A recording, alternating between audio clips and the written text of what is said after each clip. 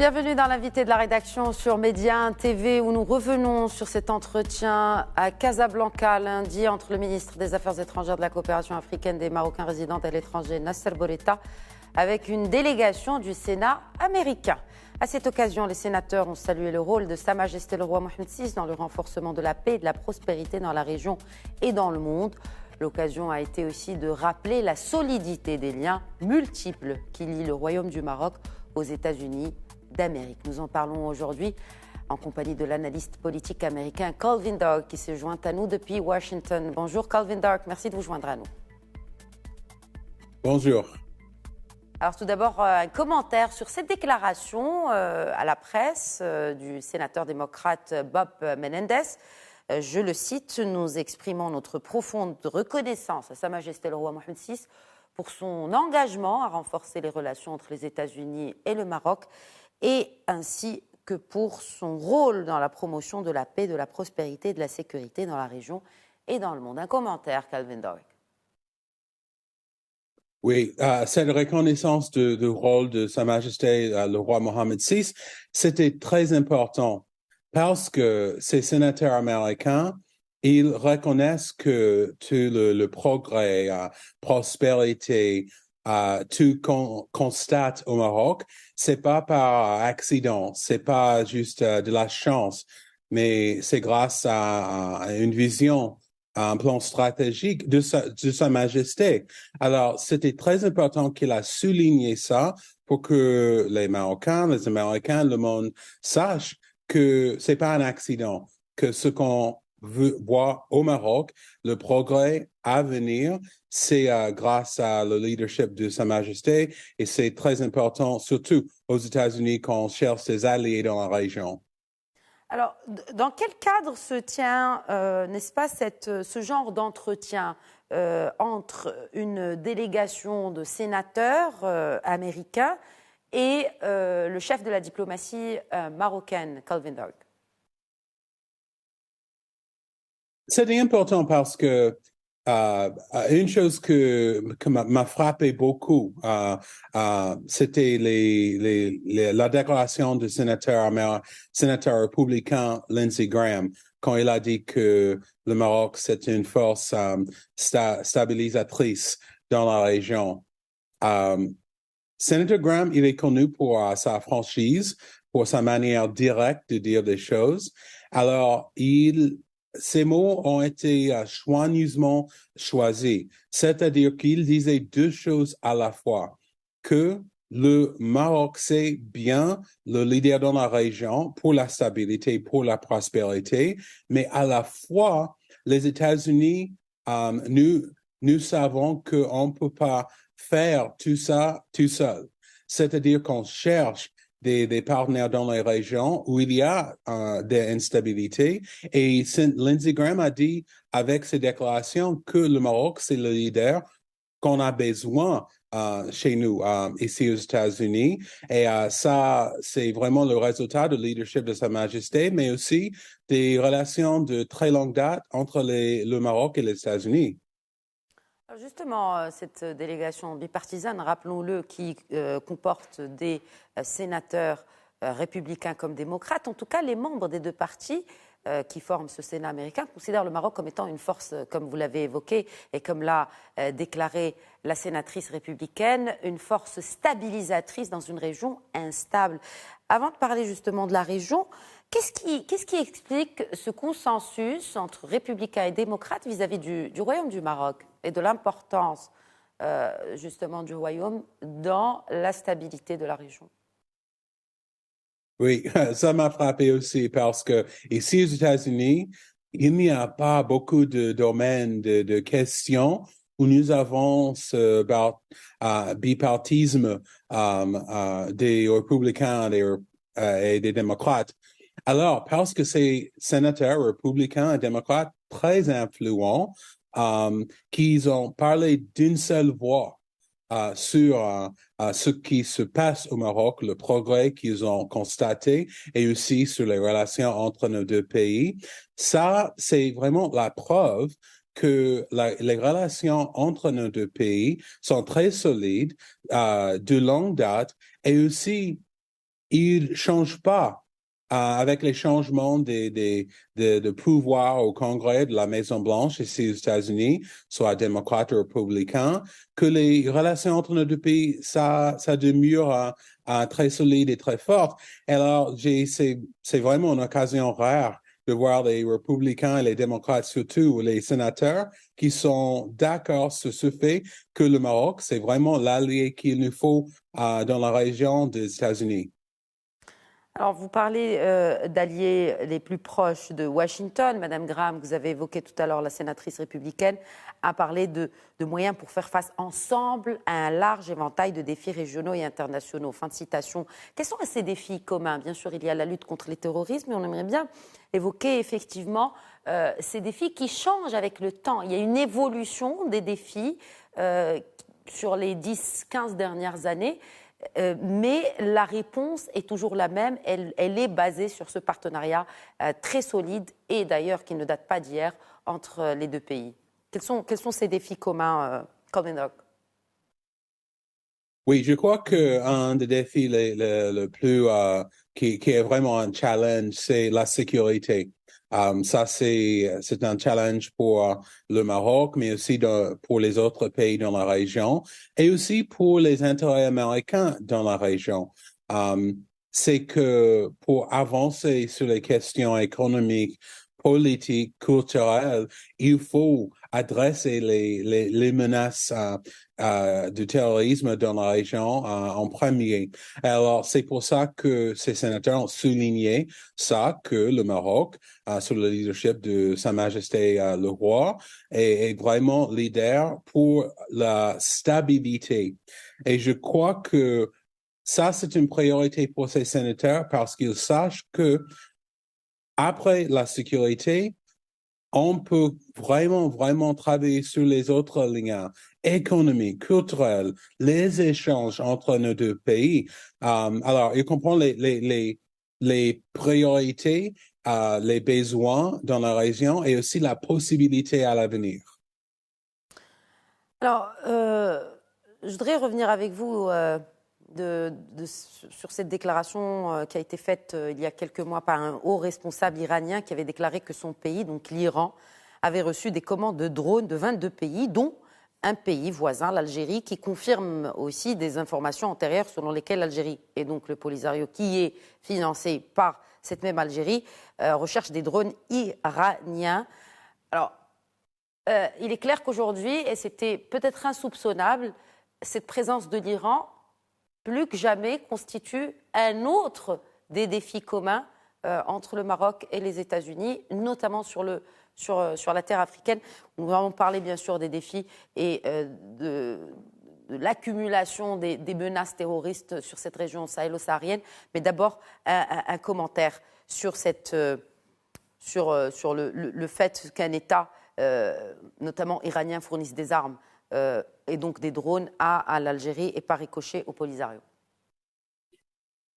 Oui, ça c'est très important et moi je crois que tous les responsables, les dirigeants de l'administration Biden, de la Maison-Blanche, ils comprennent que nos relations avec le Maroc, par exemple, c'est important pour plusieurs raisons, mais pour la région, il y a des autres acteurs, comme tu as dit, les autres acteurs qui essaient d'influencer sur la question de la stabilité dans la région. Et les États-Unis, nous avons nos propres problèmes, défis avec l'Iran, par exemple. Et le fait que l'Iran essaie d'influencer la stabilité ou l'instabilité dans la région, surtout quand il s'agit de Polisario et leur patron, l'Algérie, c'est très important. Et je crois que les sénateurs, par exemple, pendant cette délégation, ils sont au courant de ça. Ils sont au courant des pays dans la région qu'on peut avoir de confiance. Et c'est le Maroc et ils comprennent aussi que ce conflit dans le Sahara marocain, c'est vraiment un obstacle pour la stabilité dans la région et avec l'implication d'Iran avec l'Algérie, ça complique des choses, mais c'est C'est pour ça que c'est vraiment important d'avoir des alliés, les partenaires, comme le Maroc dans la région, pour faire face à ce défi de vraiment aller de l'avant pour répondre à ces questions de sécurité et de stabilité, pour avancer les autres choses, comme la progrès économique et culturel. Alors, le fait que le Maroc ait participé au programme et participe encore au programme Africa Lion confirme effectivement ce besoin commun de coopérer et de coordonner les actions pour lutter contre l'extrémisme violent, mais pas que. Et d'ailleurs, ce tout récent rapport de United States Institute of Peace qui appelle justement à plus de coordination, à un plan de coordination justement pour contrer l'extrémisme violent dans cette région du Sahel. Quel rôle peuvent jouer le Maroc et les États-Unis pour avoir plus de coordination dans une région qui est aujourd'hui proie à d'énormes tensions qui font que, eh bien, il n'y a pas une seule et unique voie et il n'y a pas coordination des efforts? Oui, ça c'est une question très importante parce que la chose que m'a frappé aussi après cette délégation des sénateurs, c'était que la liste des pays avec les relations avec les États-Unis, les amis alliés de confiance est très courte. Et le Maroc, c'est sur cette liste. Et je crois que ça, c'est important parce que pour avoir la coopération militaire, par exemple, comme tu as cité, il faut avoir de la confiance et ça existe entre nos deux pays, le Maroc et les États-Unis, et aussi pour vraiment aider le continent, pour vraiment améliorer la situation sécuritaire dans la région et sur le continent africain. Les États-Unis savent que on ne peut pas faire face au challenge tout seul. Et le Maroc a déjà un plan pour, par exemple, avec l'extrémisme, de combattre ces menaces. Et le Maroc connaît la situation mieux que les États-Unis parce qu'ils sont là en Afrique. Il connaît les menaces. Il connaît aussi les opportunités pour aller de l'avant, pour répondre à ces menaces. Alors, c'est pour ça que les États-Unis, pour les États-Unis, c'est très important ce partenariat parce que nous avons un superpower, les États-Unis, et un leader dans la région, le Maroc, pour confronter vraiment le défi le plus grand de ce moment, surtout en Afrique du Nord et dans le Sahel. Oui, mais il y a un autre défi qui s'agrandit, et d'ailleurs c'est de l'avis de plusieurs think tanks, d'observateurs, d'analystes. Le tout dernier, il est de Carnegie Endowment for International Peace, qui évoque et qui analyse l'étendue russe, ou en tout cas le footprint, c'est-à-dire l'empreinte aujourd'hui de la Russie sur cette question et sur cette région, pardon, du Sahel, sur cette région du Sahel. Et il est clair que ce n'est pas qu'au Sahel que se limite ce footprint russe sur le continent. Quelle réponse commune à ce grand challenge? Oui, comme tu sais que les États-Unis, nous avons nos propres tensions en relation avec la Russie, surtout sur ce qui se passe en Ukraine, mais sur des autres domaines, et aussi avec les partenaires de la Russie comme la Chine. Et on sait que à travers des groupes de mercenaires comme le Wagner Group dans le Sahel, ça, c'est vraiment une menace à la stabilité, à la sécurité, mais aussi aux intérêts des États-Unis dans la région.